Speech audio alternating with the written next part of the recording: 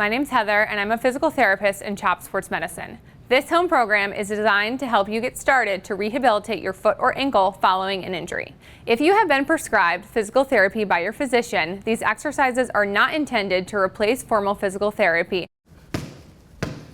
My name is Quinn, and I'm rehabbing here at CHOP Sports Medicine because I fractured my ankle playing basketball. The first exercise is called the INCHWORM. It is a dynamic stretch that focuses on helping increase the flexibility in your calf and legs. Begin with your feet together. Keeping your legs straight, you reach down towards the floor. When you can't reach down anymore, walk your hands out into a push-up position. Keeping your hands still and your knees straight, slowly walk your feet back up towards your hands. You know you're doing it right if you feel a stretch in the back of your legs. Now, walk your hands back out to the original push-up position and repeat this 5 times. We are now going to begin the strength section of phase 2. Completing these exercises with good form is very important. Go slow and controlled to get better results. The first exercise is squat to a heel raise. Start with your feet shoulder width apart and make sure your feet are pointing straight ahead and not out. Bend your knees and sit back like you are going to sit down in a chair. Your weight should be shifted back towards your heels. And when you squat, make sure you keep your chest up. Straighten your knees to get back to the starting position. Holding my arms out front helps me keep my balance. Now, raise up on the balls of your feet nice and slow and lower back down. Continue to repeat squat to a heel raise for 3 sets of 10. It's important that your knees and feet stay straight ahead and that you remember to raise all the way up on the balls of your feet. If you want to make this harder, try holding a ball. Now, Quinn is going to do what we call an eccentric calf raise.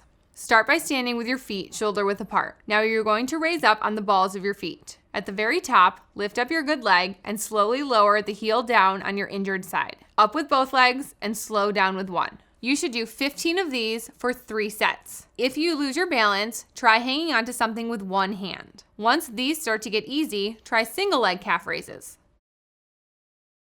Stand on your injured leg. Raise the heel off the floor so that you are on the ball of your foot. Slowly lower the heel back to the floor. Do 15 of these for 3 sets. The next 2 exercises are going to work the muscles of your lower legs and your hips. The first one is called lateral toe walking. Step into your TheraBand with both of your legs and place the band slightly above your knees. Standing sideways, you are going to raise up onto the balls of your feet. Start with your feet shoulder width apart. While staying up on the balls of your feet, take a step out sideways and then step back to the starting position. Make sure your feet are shoulder width apart. Take 15 steps to the right and then 15 steps to the left.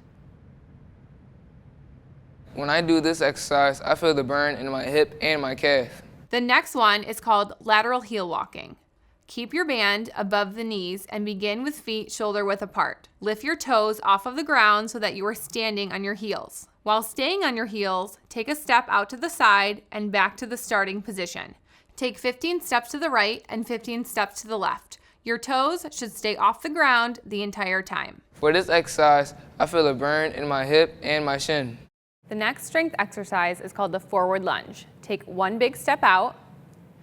Now bring your back knee down towards the ground and return to the starting position. As you're doing this, make sure your front knee is not caving in but pointed straight ahead.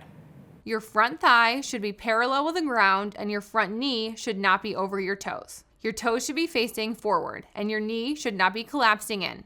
Return to your starting position and repeat with the opposite leg in front. Complete 10 lunges on each side and repeat that twice. The next exercise is called a side lunge. Start with your feet together, then you're going to take a big step out towards the side on your injured leg. Then sit back over your injured leg like you were sitting in a chair, while your good leg stays straight. Using your injured leg, push back up to the start position. During this exercise, your toes and knees should be pointing straight ahead.